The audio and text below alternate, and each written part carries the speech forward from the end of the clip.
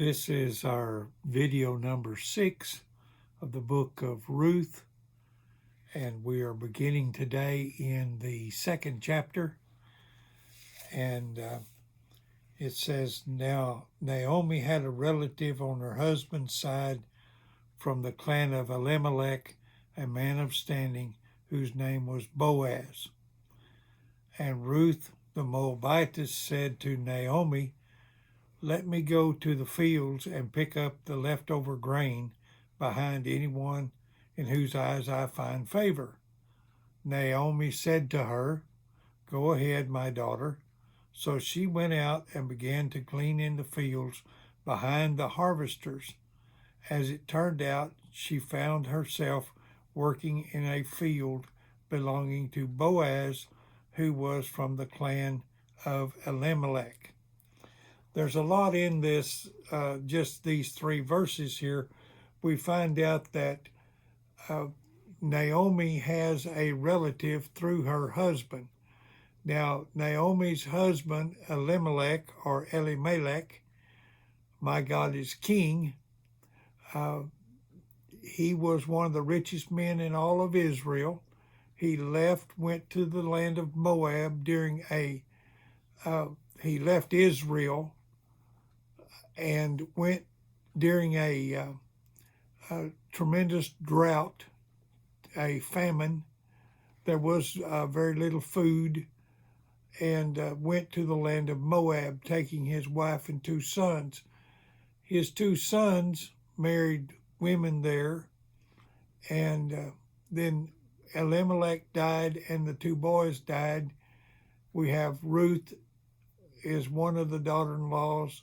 We have Orpah as the other daughter-in-law, and we have the mother as Naomi.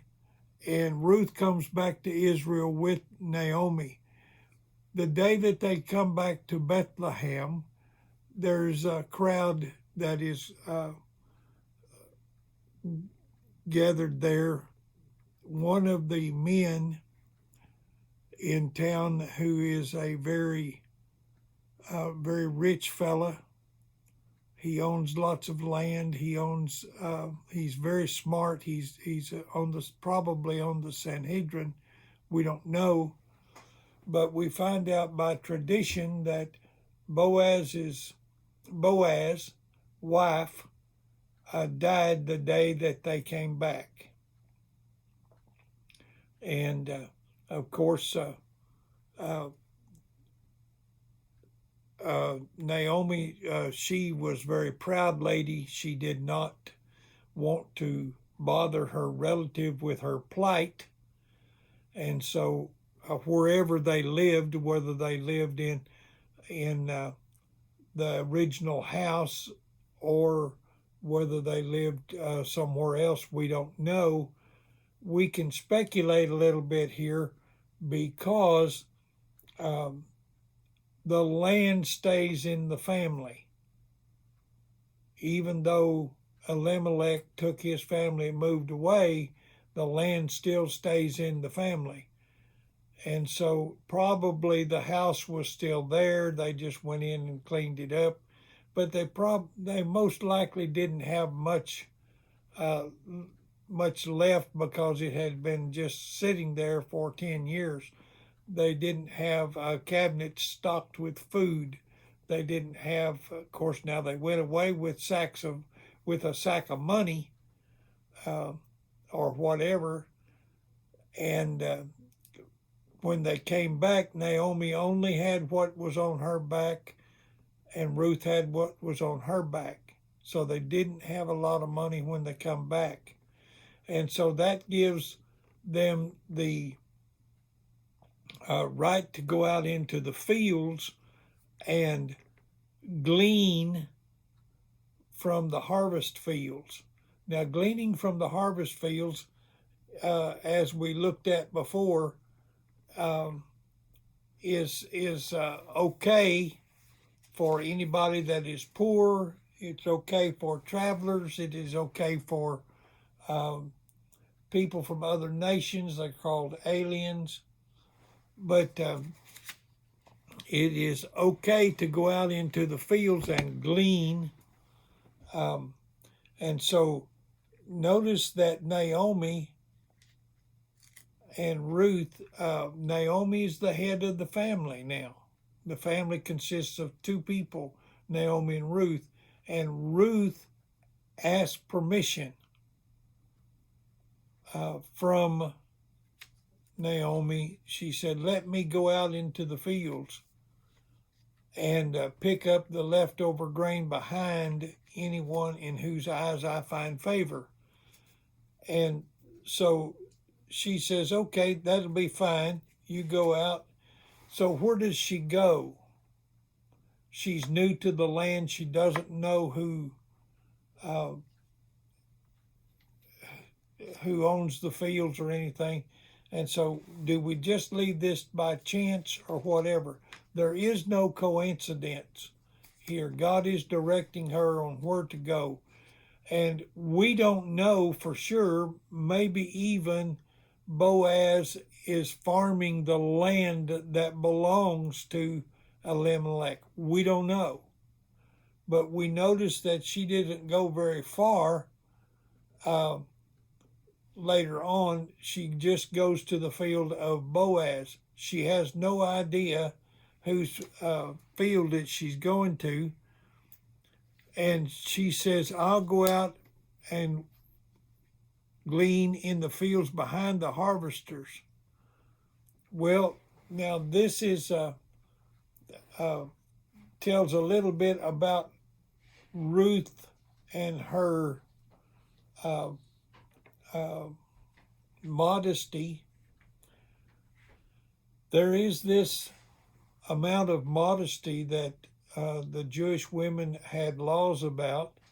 They were, of course, now you see lots of things in the movies and people that maybe don't act right and things like this, and we kind of look at them like, well, I wouldn't have done that. She says, I will go out and be very modest. I won't bend over in front of a man. I won't show my legs. I won't do this. I won't do that. I will be very modest, and I'll go behind the harvesters so that I will not distract the harvesters. Now, that's another thing that we need to talk about for just a moment. She says, I will go behind the harvesters.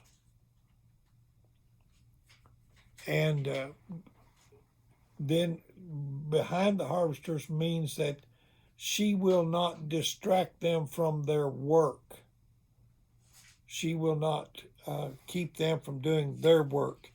Now we'll go on here and talk in just a moment about the field. We don't know if it was the barley harvest that she went into or the wheat. We read back in chapter 1, verse 22, that in Bethlehem, as the barley harvest was beginning, this is the time of year that it is Passover. And so we know that barley comes off before wheat. Barley was a food that was generally used as grain for cattle and sheep, but it'd be kind of like corn and flour. Of course, now they did not have corn. That's a different concept. But just as an example, the barley harvest would make a different kind of bread, and it was known as poor people's bread.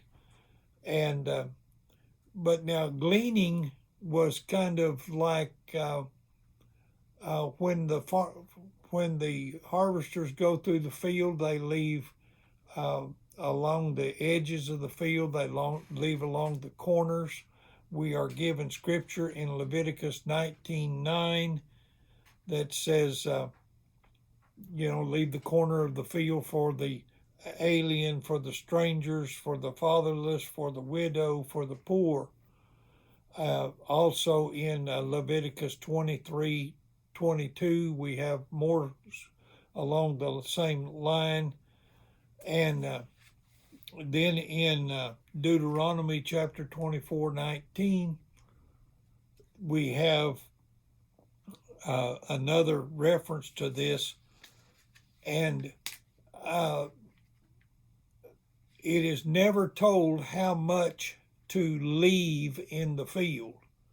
So the harvesters were to go through the field one time, and anything that is left in the field is fair game for the poor, for the alien, for the fatherless, for the widow, for the people that do not have a lot of money. But notice that they're not just giving it in these scriptures. They have to go out and get it themselves. Now, if you have a neighbor that is a widow or a widower, and maybe they can't go out, then you can bring it to them. But if they're able-bodied, they're supposed to go out and get their own. And it's not just the barley and the wheat. It's the figs, the grapes, the olives, other crops. Even as far as we can extend this is to your personal garden. You can leave a little bit for your neighbors in your personal garden. And that doesn't mean that you can't harvest it and take it to them. But if they come and they're hungry, and you can say, well, there's green beans out there, go ahead and go pick you a mess of green beans. Or maybe some tomatoes to eat with your supper or something like this. Okay, now, there is one thing I would like to point out about this. There is no given command as to how big the corners of your field are, nor is there a command that says how small the corner is. There's no standard. And so a farmer could leave, the harvesters could leave as much as the farmer wanted them to leave. And I'm sure that, like most people, some of them left a lot, but then some of them left very little. There's all kinds of laws that are with this particular action, and so we could look those up later. Now, Ruth asked permission out of respect for Naomi. Naomi said, yes, go ahead. As it turned out, in verse 3, as it turned out, she found herself working in a field belonging to Boaz, who was from the clan of Elimelech. Now, Elimelech had a couple of brothers, according to tradition, and he must have had older brothers, because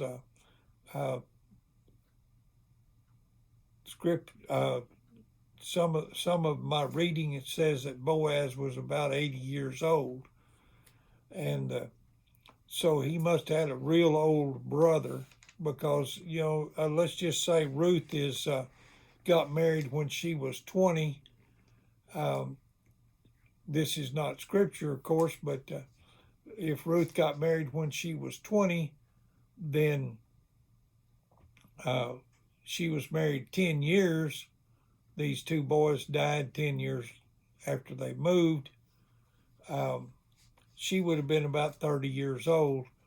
And so here this old man, Boaz, comes to the field, but he's from the clan of Elimelech.